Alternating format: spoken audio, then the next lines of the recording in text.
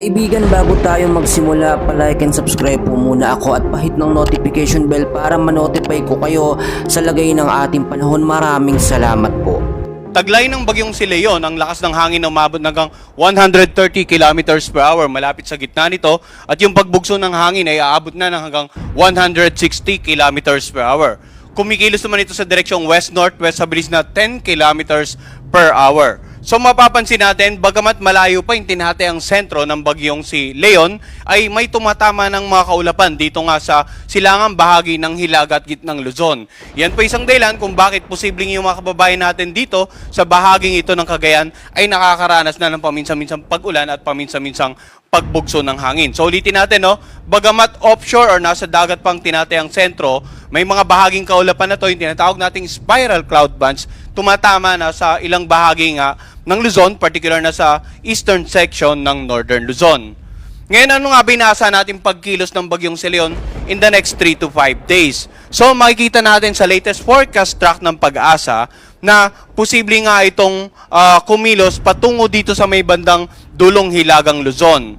Inaasahan natin na magiging malapit ang sentro nito dito sa may bandang Batanes sa pagitan ng Huwebes ng umaga hanggang tanghali. So, yung sentro po ang pinag-uusapan natin, no, yung pinakamalapit dito sa may bandang Batanes. Pero hindi rin natin nirurule out yung posibleng landfall or close approach dito sa may bandang Batanes. So, ulitin natin, bakit natin hindi nirurule out yung landfall?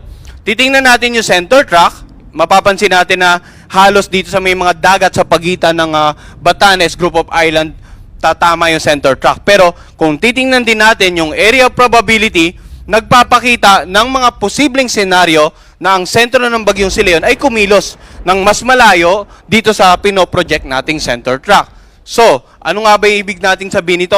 Dapat handa yung mga kababayan natin, hindi lamang dito sa Batanes or Babuyan, kundi sa mga ilang bahagi ng Cagayan area sa possible landfall scenario.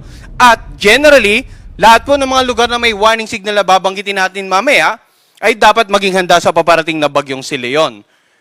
Ang bagyong si Leon ay inaasahan natin na posible pang lumakas habang patuloy na lumalapit dito sa may bandang dulong Hilagang Luzon.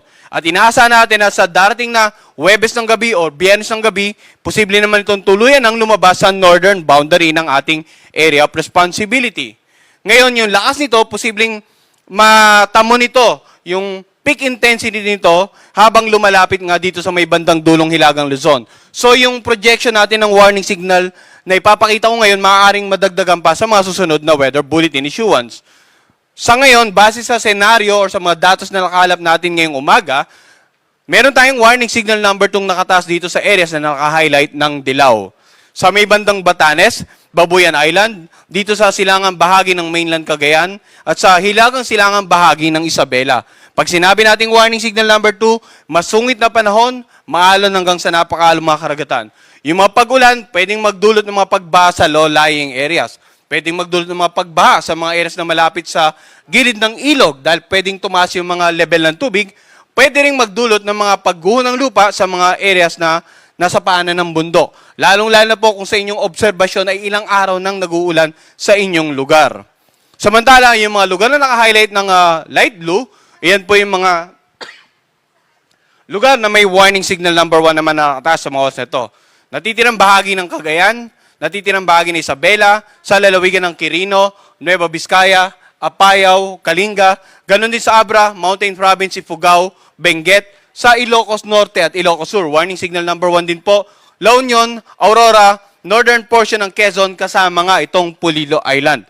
Warning signal number 1 din dito sa may bandang Camarines Norte, sa silangang bahagi ng Camarines Sur, sa Catanduanes, sa eastern portion ng Albay at sa northeastern portion ng Sorsogon. Pag sinabi naman natin may warning signal number 1, posibleng makaranas po ng mga pag-ulan at paminsan-minsan pagbugso ng hangin. Ngayon yung mga kababayan natin dito sa kanlurang bahagi ng mga lugar na may warning signal, baka nagtataka, bakit tayo may warning signal pero wala pa tayong nararanasang sama ng panahon? Karaniwan po, yung mga lugar na mas malapit sa pag-ikot ng mga ulap ng bagyo, yun ang initially nakakaranas ng immediate impact in terms of ulan at hangin. Ngayon, pinakita natin kanina sa satellite image, habang lumalapit yung bagyong yon, dahan-dahan ding mag-e-escalate o mas lalawak pa yung mga lugar na posibleng makaranas na mga pag-ulan at pagbugso ng hangin. Kung kaya't nagbigay na tayo ng abiso maging sa mga lalawigan sa kanlurang bahagi. So generally, ulitin po natin, lahat ng mga kababayan nating nakatira sa mga lugar na may warning signals number 2 and 1, kailangan maging handa sa paparating na bagyong si Leon. So ano nga ba inaasahan natin? In terms of sa lakas ng hangin muna. Unahin natin, yung pinakamataas na warning signal sa paglapit ng bagyong si Leon sa dulong Hilagang Luzon, posibleng umabot po tayo ng number 3 or number 4. Lalong-lalo na sa may bandang Batanes at Babuyan Island. Ang pagtataas po ng warning signal number 5, hindi rin natin sinasantabi yung posibilidad, no? So, kung patuloy itong kikilos, asahan natin sa ngayon, meron lang tayong warning signals number 2 and 1. Sa mga susunod na Tropical Cyclone Bulletin, maaring ma-upgrade pa yung warning signals. Maaring magkaroon tayo ng warning signals number 3, 2 and 1 sa nakararaming bahagi po ng Northern and Central Luzon. At maging sa ilang bahagi nga ng Southern Luzon, pwedeng magkaroon tayo na or ma-maintain yung current na warning signal number 1. In terms of paulan naman, ano nga ba inaasahan natin? Ngayong araw hanggang bukas, asahan po ang mga pag-ulan na more than 200 millimeters. Torrential rains na po yun, no? Batanes, Cagayan, including Babuyan Island. Samantala, heavy to intense rains sa Ilocos Norte, Apayao, Isabela, Occidental Mindoro at Antique. Samantalang moderate to heavy rains naman, Ilocos Sur, Abra, Kalinga, Calamian Island, Romblon, Negros Occidental at Aklan. So maaaring magtataka yung mga kababayan natin, ba't may mga ilang lugar dito sa kanlurang bahagi ng Southern Luzon at ng Visayas ang may tinatayang pag-ulan? Aside sa lugar na direktang maapektuhan ng bagyo, yung trough or extension ng bagyong si Leon ay umaabot nga sa ilang bahagi ng Katimugang Luzon at ng Kabisayan. Kaya may mga projection po tayong paulan sa mga ilang lugar dito within the next 24 hours. Simula bukas ng hapon hanggang sa darating na hapon, mayroon tayong mga pag-ulan, torrential rains, Batanes, Cagayan, including Babuyan Island, heavy to intense rains, Ilocos Norte, Apayao, Isabela, Calamian Island, Occidental Mindoro at Antique, moderate to heavy rains, Ilocos Sur, Abra, Bataan, Cavite, Batangas, Romblon at Aklan. Sa darating naman na Huwebes ng hapon hanggang Biyernes ng hapon, torrential rains pa rin, Batanes and Babuyan Island, heavy to intense rains, mainland Cagayan, Calamian Island at Occidental Mindoro, moderate to heavy rains, Ilocos Norte, Zambales, Bataan, Cavite, Batangas, Romblon at Antique. So kung mapapansin natin, over the next 2 to 3 days, talagang maraming paulan tayong inaasahan dito nga sa may bandang dulong Hilagang Luzon, Batanes at Babuyan Island at maging dito sa may bandang Cagayan area ng Northern Luzon. Pero habang lumalapit yung bagyo, mas nadadagdagan pa yung mga lugar na inaasahan nating makakaranas ng pag-ulan. Ang rainfall forecast naman natin, ina-update po natin sa pamamagitan ng ating weather advisory na ipinapalabas po natin kasabay ng ating tropical cyclone bulletin. Maaring may mga lugar pang madagdag sa mga susunod na issuance, kaya antabayanan nyo rin po yung nabanggit nating forecast product. In terms of lakas ng hangin, asahan po natin yung pagbugso ng hangin ngayong araw sa Bataan, Metro Manila, Calabarzon, Mimaropa, ganun din sa Bicol Region, Visayas, Dinagat Island, Surigao del Norte at Camiguin. So mapapansin natin, hindi lamang yung mga lugar na may warning signal ang posibleng makaranas ng mga paminsan-minsang pagbugso ng hangin.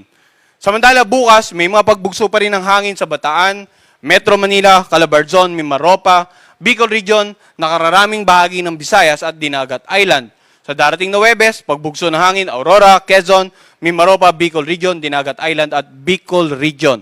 So itong mga lugar na binanggit nating may strong to gale force na pagbugso, kasama pa dyan yung mga lugar na binanggit nating may mga warning signals number 2 and 1 kanina, yung malalakas na hangin, pwede pong makasira ng mga bahay na gawa sa light materials, pwedeng makapagpatumba ng mga ilang uri ng pananim, at sa mga lugar na may warning signals number 2 and 1,